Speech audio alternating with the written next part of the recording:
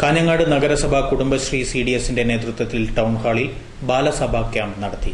കാഞ്ഞങ്ങാട് നഗരസഭ കുടുംബശ്രീ CDSന്റെ നേതൃത്വത്തിലാണ് നഗരസഭ ടൗൺ ഹാളിൽ വെച്ച് ബാലസഭാ ക്യാമ്പ് നടത്തിയത്.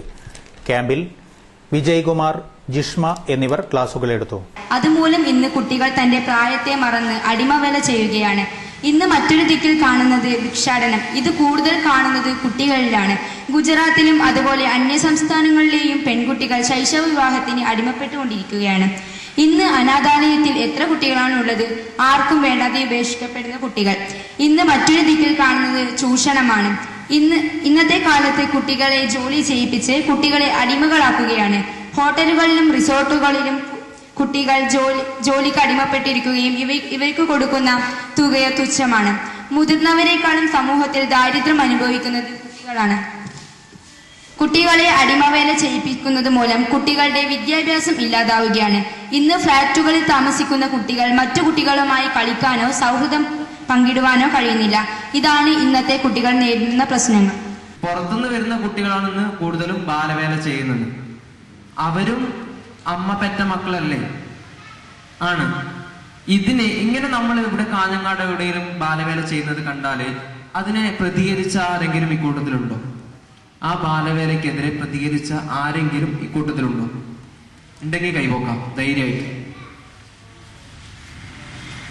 ഇല്ല, അങ്ങോട്ട് നോക്കണ്ട, ഇങ്ങോട്ട് നോക്കിയാൽ മതി. ഇല്ല അല്ലേ? നമ്മള് പ്രസംഗത്തിലൂടെയും മറ്റു കാര്യങ്ങളിലൂടെയും ഘോരഘോരമായി പ്രസംഗിച്ചതുകൊണ്ട് കാര്യമില്ല. നിങ്ങൾ ബാലസഭ കുട്ടികള് ഞായറാഴ്ച യോഗം ചേരും. ചക്കര ഇരിക്കട യോഗം ചേരും. യോഗം ചേർന്നിട്ട് എന്ത് ചെയ്യും? 5 രൂപ അടക്കും, പോകും അല്ലേ? അതല്ലേ നിങ്ങള് ബാലസഭ? അല്ല എന്ന് പറയുന്നൊരു കൈവൊക്കെ. അതെ, വേണ്ട, കള്ളത്തരം പറയണ്ട. ഇതല്ല നിങ്ങൾ ബാലസഭ കൊണ്ട് ഉദ്ദേശിക്കുന്നത്. ബാലസഭ ഒരു സമ്പാദ്യശീലം മാത്രമാവരുത്. നമ്മുടെ കൂട്ടത്തിലുള്ളവർക്കുള്ള പ്രശ്നങ്ങളും കൂടെ ചർച്ച ചെയ്യാനുള്ളതാണ് ബാലസഭ. അപ്പൊ എന്ത് ചെയ്യാം? ഒരു 5 മിനിറ്റ് 10 മിനിറ്റ് നേരം നിങ്ങളുടെ നാട്ടിൽ പറഞ്ഞാൽ നിങ്ങളുടെ കൂട്ടത്തിലുള്ള ആൾക്കാരുടെ പ്രശ്നങ്ങൾ ചോദിച്ചു മനസ്സിലാക്കുക. പിന്നെ ഒരു മെയിൻ ആയിട്ട് കാര്യം, ഇന്ന് പീഡനങ്ങൾ നടക്കാൻ മെയിൻ ആയിട്ടുള്ള ഒരുപാട് കാരണങ്ങൾ എന്താ വെച്ചാല്, ഒന്ന് നമ്മുടെ വസ്ത്ര രീതിയാണ് അല്ലേ? പണ്ട് കാലങ്ങളിൽ പറയുമ്പാരും ചിരിക്കാൻ പാടില്ല, കണ്ണു പൊത്താൻ പാടില്ല, നാണക്കേടും വേണ്ട, ബാക്കിലുള്ളവരോട് പ്രത്യേകിച്ച് പറഞ്ഞോട്ടെ. പണ്ട് കാലങ്ങളിൽ ചുരിദാറ് അല്ലേ? ചുരിദാർ കണ്ടിട്ടേങ്ങോ? ഈ ചുരിദാറ് പഴയ കാലങ്ങളിലേക്ക് നമ്മൾ പോയി ചെന്നാല് ചുരിദാർ ഇങ്ങ് എവിടെയാണ് കീറിയിട്ടുണ്ടാവുക അല്ലെ? ചെറുതായിട്ടൊരു നല്ല ഭംഗിക്ക് വേണ്ടിയിട്ട്. പക്ഷെ മക്കളെ, ഇന്ന് ചുരിദാർ കീറി ഇവിടം വരെ എത്തി ഇല്ലേ? കാണുന്നില്ലേ? ഉണ്ട്. ചുരിദാർ എത്തി ഇവിടുന്ന് കീറാൻ തുടങ്ങി. ഇനിയില്ലേ, ജസ്റ്റ് ഇതാ ഇവിടെ ഫാൻ ഉണ്ട്, ചുരിദാർ ഇട്ട ആളാന്ന് വിചാരിക്കാം. ഇവിടെ നിന്നാലുണ്ടല്ലോ ഈ മുമ്പിലുള്ള ചുരിദാർ അങ്ങോട്ട് പോവും, മുമ്പിലോട്ട് പാറിപ്പോവും. പോവൂലേ? ഇതെല്ലാം കണ്ടുകൊണ്ട് ആര് നിൽക്കും? പൂവാല ശല്യം എന്ന് പറയല്ലേ? സ്വാഭാവികമായിട്ട് ആൾക്കാരെന്തായാലും നോക്കി നിൽക്കും. അപ്പോ എന്റെ കൊച്ചു കൂട്ടുകാരി ഇനി വളർന്നു വരുമ്പോ ചുരിദാർ ഇടുന്നുണ്ട്. നിങ്ങൾ ഒരിക്കലും എന്ത് ചെയ്യാൻ പാടില്ല?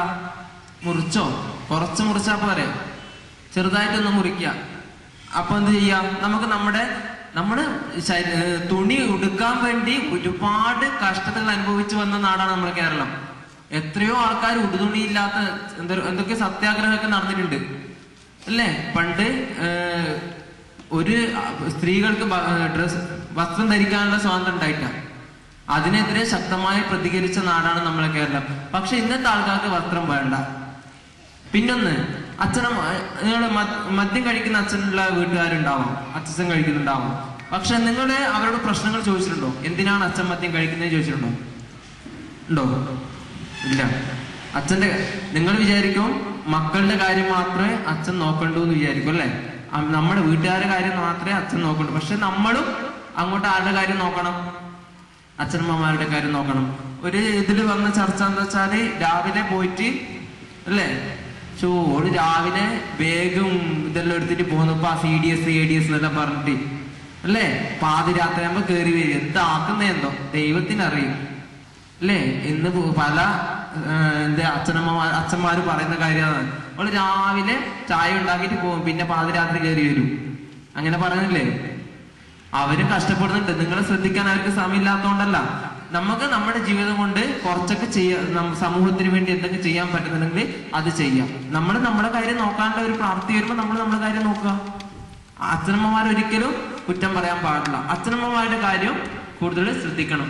ക്യാമ്പിന്റെ ഉദ്ഘാടനം മുനിസിപ്പാലിറ്റി ചെയർപേഴ്സൺ ഹസീന താജുദ്ദീൻ നിർവഹിച്ചു. അഡ്വക്കേറ്റ് എൻ എ ഖാലിദ് മുഖ്യ അതിഥിയായിരുന്നു. വൈസ് ചെയർമാൻ പ്രഭാകരൻ വാഴുന്നോറടി, ക്ഷേമകാര്യ standing committee chairman T Kunhikrishnan, വികസനകാര്യ standing committee chairman P Shobha, ആരോഗ്യ standing committee chairman N Sulaikha, മരാമത്ത് standing committee chairman T Abubakar Haji, വിദ്യാഭ്യാസകാര്യ standing committee chairman C Janakikutty, DMC Kanhangad T A Abdul Salam, കൌൺസിലർമാരായ T V Shailaja, K Raveendran, Ramzan Arangadi, Anil Vazhunnoradi, HR Sridhar, K Mariyam, K Divya, K Kunhikannan എന്നിവർ സംബന്ധിച്ചു.